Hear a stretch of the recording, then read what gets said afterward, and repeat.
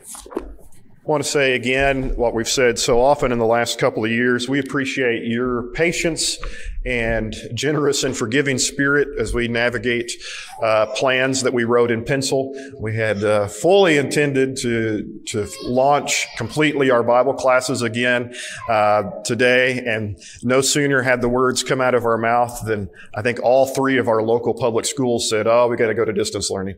We got to close for a few days." So we're trying to be supportive of our public schools. Imperfect plans in an imperfect age by imperfect people. That's what we got. But we're hoping to get back to it very soon. We are going to have some adult classes today. The young adults will meet down the hall, the college group as they had planned. I know Rusty's doing his workshop down the hall today. That's going to begin. And then I'm going to be filling in for Bill Nelson in the small auditorium today, giving him the week off, but we'll still have an adult class after worship today if you'd like to participate in that. And then hopefully next week, we'll wait and see, because that's all anybody's been doing for 2 years anyway. So doing the best we can. Appreciate your patience. This is Missions Month, or so we have called it, where we're trying to focus attention on the mission and task of the church, and appreciate Rusty's good work in his presentation. One component of the mission of the church is speaking about our faith and convictions. It's not the only component. I think it was St. Francis of Assisi who said, go everywhere preaching the gospel, and if necessary, use words. There's lots of ways to do it without words, but eventually you want to convey to people what it is you believe in, what are your convictions, why you're doing what you're doing. Eventually some words come with that. And we live in a climate and a culture where that sort of words that sort of word has become a little bit taboo. Or maybe we could say it differently, by recognizing that it's always easy to speak about faith when everybody agrees, right? When I'm in a room full of Sooner fans, it's really easy to talk about OU sports and so forth. I went with my father-in-law down to the OSU game down in Dallas for their championship, Big 12 championship. I was surrounded by lots of people wearing orange. I didn't talk a lot about OU in that particular lynch mob of Oklahoma State fans. I just felt like it was a bad time to talk about my personal convictions that were vastly superior. So instead, I just kept that to myself and said, go Pokes, and, did what I could. It's easy to talk about something when everybody around you agrees, right? When you live in a climate or a culture where faith is less popular, and in fact is occasionally even just derided and looked down upon, it's a little harder to speak candidly about it. You feel like there's some pressure to make your faith, you can have it, but keep it as private as possible. Private convictions in a public sphere. Christians I'm convinced, don't have that option. We don't have to be obnoxious about our faith. We absolutely shouldn't be rude about our faith. We can absolutely improve the way we speak about our faith, but not speaking about our faith will never be for us an option. Somehow and in some way, maybe creative new ways, maybe ways we'll learn in a workshop down the hall that Rusty's going to teach. We'll find ways to do it, but not doing it is never an option. So today's topic is basically an answer to this question: why do we speak about our faith? Why is it imperative? And maybe if I can put that in our heads more clearly, the how will work itself out. I'm going to leave the how to other people, but the why I think we can talk about. And to get a sense of the why, we're going to actually transport ourselves back in time a little bit and listen to some words from Isaiah, the 62nd chapter, which Colin read for us earlier. And it's from another period of time, but Isaiah chapter 62, the first 5 verses, is a prophet, Isaiah, speaking about Israel. He's talking about the significance of talking about Israel. And it's important to note when we read this passage that Isaiah, much like ourselves, lives at a time where Israel patriotism was not a great idea, right? Being super positive about the nation of Israel and the God of Israel and the hope of Israel, let's just say Israel had fallen on very hard times. It looked like, in fact, that Israel might have come to an end. And so it was a great time to be cynical about Israel. It was a very difficult time to be positive about Israel. And yet Isaiah says, still, I have to speak. And so what we're going to look at is what he says about his speech about Israel and see how that compares to the way we have to talk about our faith and convictions today. Start with me in Isaiah chapter 62, verse 1. For Zion's sake, I will not keep silent. For Jerusalem's sake, I will not be quiet, until her righteousness goes forth as brightness and her salvation as a burning torch. Isaiah says, I'm going to keep talking. He says, I can't be quiet. It's not an option for me. I'm going to keep on speaking. I'm going to keep on talking about Israel until it becomes the thing I speak about. Isaiah's not dumb. He knows that Israel right now is not a burning torch of glory and righteousness. Right now, it's just a mess. He says, that's all right. I'm going to keep talking until we get there. I'm going to keep talking until it's true. First observation then I would make about why Christians speak about our faith comes from Isaiah's own behavior. The prophet spoke about Israel, to Israel, for Israel. Isn't that interesting? This is not even at this point, we're going to get to it later in the next couple of verses, this is not even what we might call evangelism in the sense of going out and telling somebody, hello, have you heard of Israel? I'd like to tell you about Israel. That's not what he's doing in this particular passage. He's talking to Israel, about Israel, for the sake of Israel. That is, his point is, before we can ever convince a Gentile that God is the one true God and the God of Israel has something in store for his people, he says, I've got to convince you that God is the one true God, the God of Israel has something in store for his people. Until Israel burns with righteousness, I've got to keep telling you that Israel needs to burn with righteousness, right? The first reason the prophet is speaking, borderline selfish, if you'll just permit me that phrase, I don't mean that in a bad way, but he's speaking for his own benefit and for his people's own benefit. It was in Israel's benefit to be spokesman of Israel. It was important. It was their task to be broadcasters of the glory of God. Up in the loft area, Derek has been looting and pillaging up there and making it a youth area. And one of the things we've been doing is looking what's in some of the closets and stuff. And we've been finding some, what's a nice word for really, really old? Antique sound equipment from years gone by.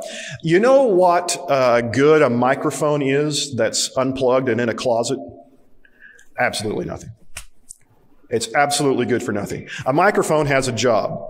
It's to take a voice and to make it louder. If it's not plugged in, if it's not being used, it is the saddest looking object on a shelf. It has no function. It has no purpose. It collects dust. Israel was made to broadcast the glory of God. You know what happens when it's not doing that? Not only does the rest of the world suffer because they weren't hearing about the glory of God, Israel suffered because it wasn't doing what it was made to do. So I think we can apply that to us today. Usually when we talk about evangelism, we talk about those people out there need it, and I'm going to get there. But the first point that Isaiah makes is, I can't be quiet for my own sake. We speak for our own sake so that we can see God's glory. We need to have those words on our lip. We need to speak the gospel. We need to say it so that we can believe it. We need to say it because we were made to say it. And when we're not speaking the glorious words of God, we are less than we could be. If no one ever heard anything we had to say, God's people would still be better for having spoken the words of the gospel. We speak for our own sake, if nothing else. If it accomplishes no other task, it does at least that much. It makes us more of who we ought to be by speaking the glorious words of God. In verse 2, he continues then, the nations shall see your righteousness, and all the kings your glory, and you shall be called by a new name that the mouth of the Lord will give. Okay. Step one, we speak for our own good because we're made to be speakers. We're made to talk about the glory of God. And in this case, for Isaiah, the glory of Israel. He says, but then number two, and it comes very quickly after number one, of course, the point of speaking is so that somebody can hear what you have to say. He says the nations, not Israel specifically, those other nations need to know what God is doing among his people. It is to their benefit. The whole creation was designed by God to bring him glory. The whole creation was made to worship God. But when the nations don't see what God is doing, when they don't hear the God of creation proclaimed, then they cannot worship God. You ever thought about it this way? We do missions so that more people can worship God. We usually put it in different terms. We talk about it in terms of salvation. And again, that's fine. We do share the gospel to save souls because that's what Jesus does, no question about it. But another way to look at it that Isaiah is talking about it is that the nations need to bring God glory. And they can't if we don't tell them the glorious things God is doing. God deserves the worship and adoration of his creation. And the only way he can get it is if we show and put God on display the way he deserves. So Isaiah says the prophet spoke to the nations so they could see God at work in Israel. By looking at what God was doing here, they could bring God glory there. Israel wasn't a particularly evangelistic nation. It wasn't its task. If you read the Old Testament, you never hear kind of a Great Commission passage as such, where priests are told, go make disciples of all nations. It's just not the way the Old Testament is structured. But what they are told, when you're the best Israel you can be, when you bring God glory the way you're supposed to, when you speak the wonderful words of God, the nations can't help but hear it.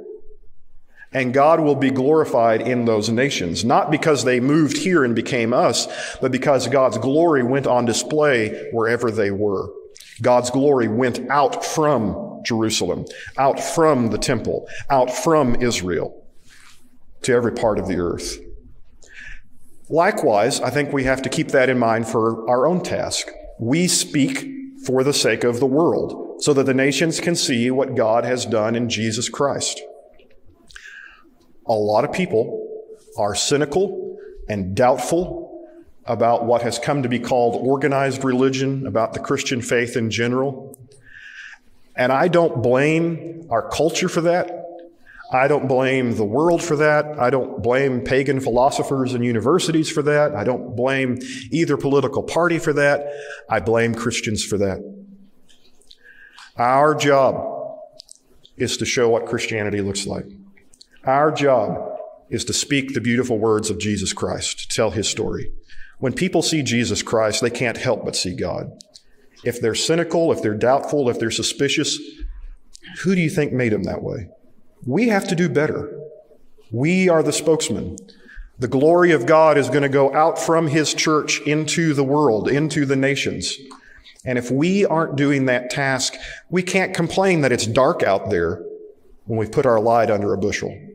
We have to be the people speaking those values in the world. That's our task. That's our job. And God has brought glory among the nations when we do. And when I say nations, I'm including ours, right? Across the street, on campus, in your neighborhood, and around the world, God should be spoken of, and Christians are the ones who do it. Next, he says, you shall be a crown of beauty in the hand of the Lord, and a royal diadem in the hand of your God.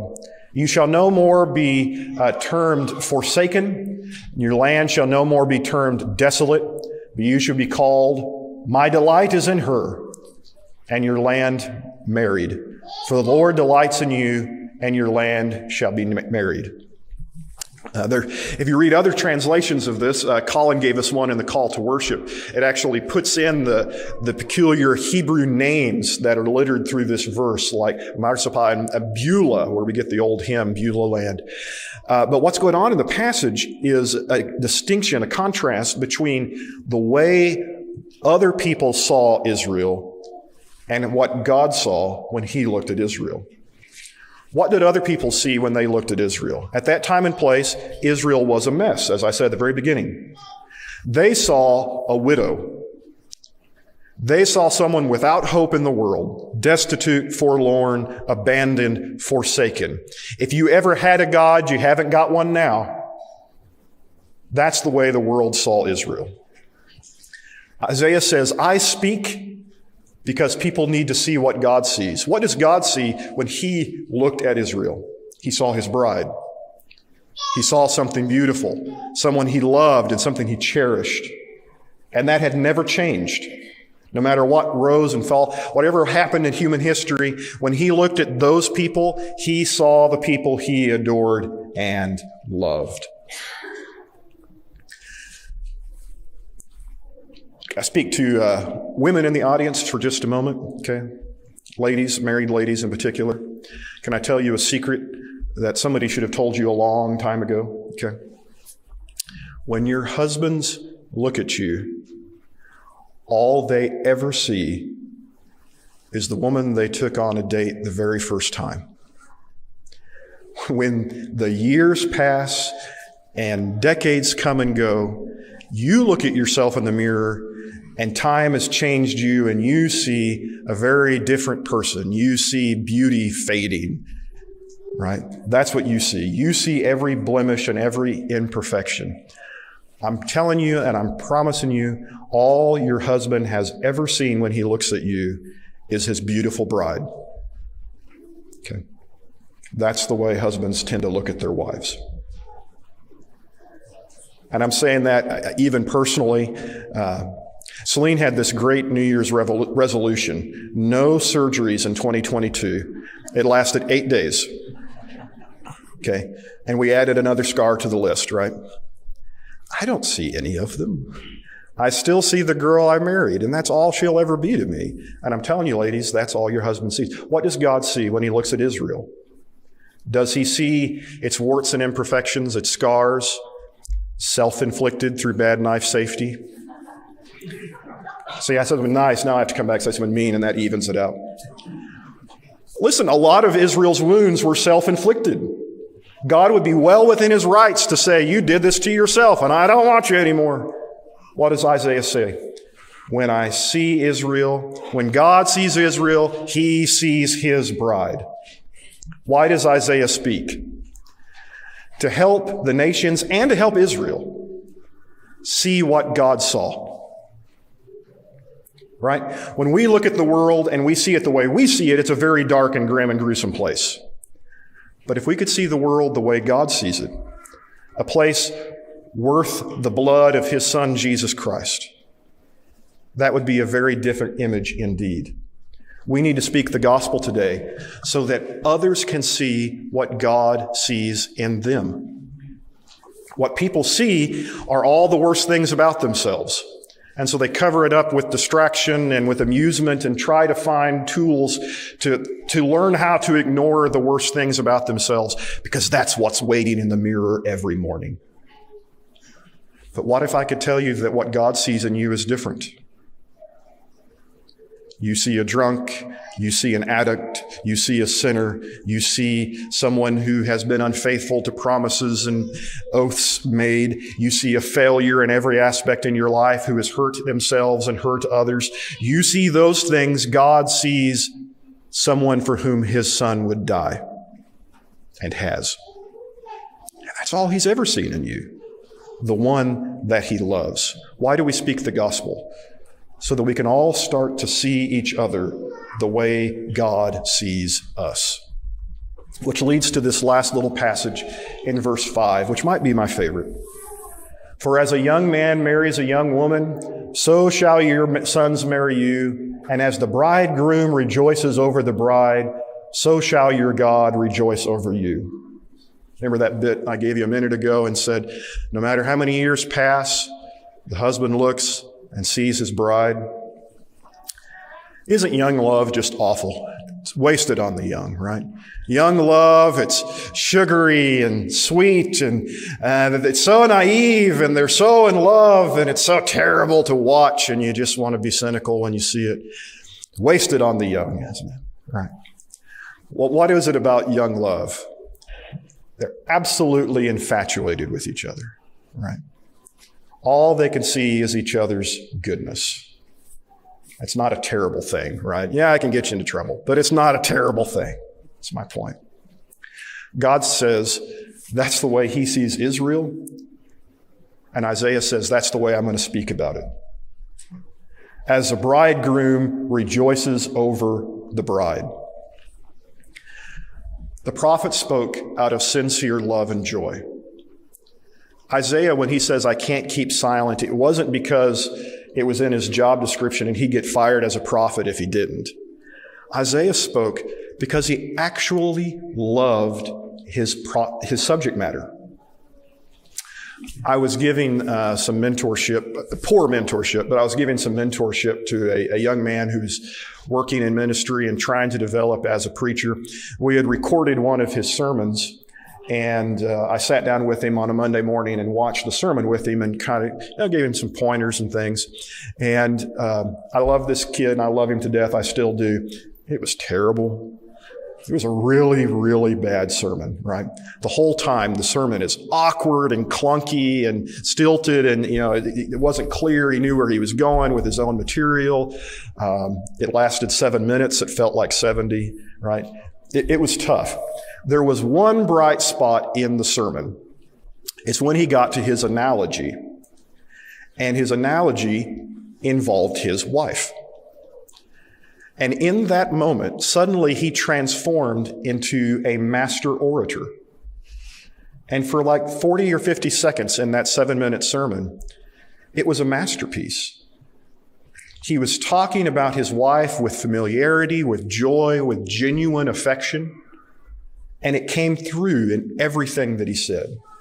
And when we got to the end, I said, that was the best part. You knew your subject matter. You loved your subject matter. You were familiar. No one had to coax you into it. And the advice I gave him was kind of rough, and I had to hug him afterward. I said, I need you to talk about God the way you talked about your wife.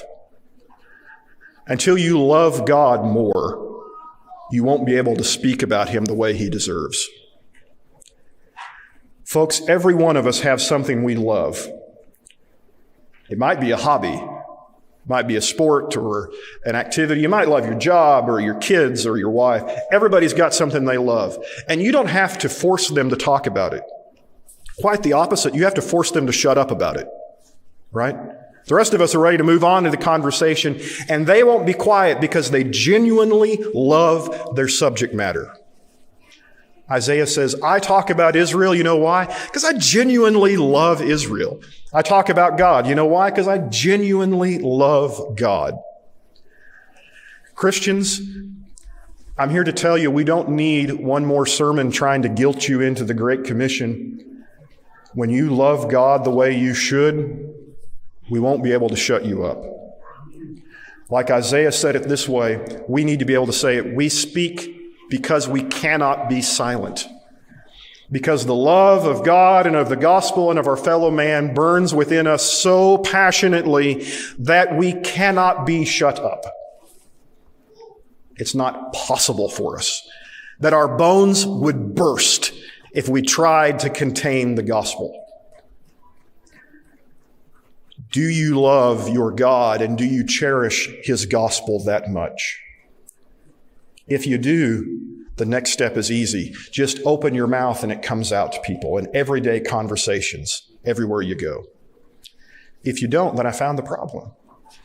We've got to develop and cultivate within ourselves an actual joy in speaking of God and of his Son, Jesus Christ. It comes from personal devotion. It comes from worship. It comes from a realization of what God has done in us. And I want you to spend your days and your weeks and your months and your years cultivating that love. People will see it. They won't be able to shut you up. Would you pray with me? Our Father and our God, we have not spoken of you as we should, and likely the reason is we have not loved you with our whole heart. Your Son taught us that to love you is the greatest commandment, and perhaps we have not understood the depth of that command. Help us to grow in love and devotion to you, and then burst out of us with sincere joy that the world may see your glory in us because we cannot be silent. These things we pray in the name of your Son, Jesus. Amen.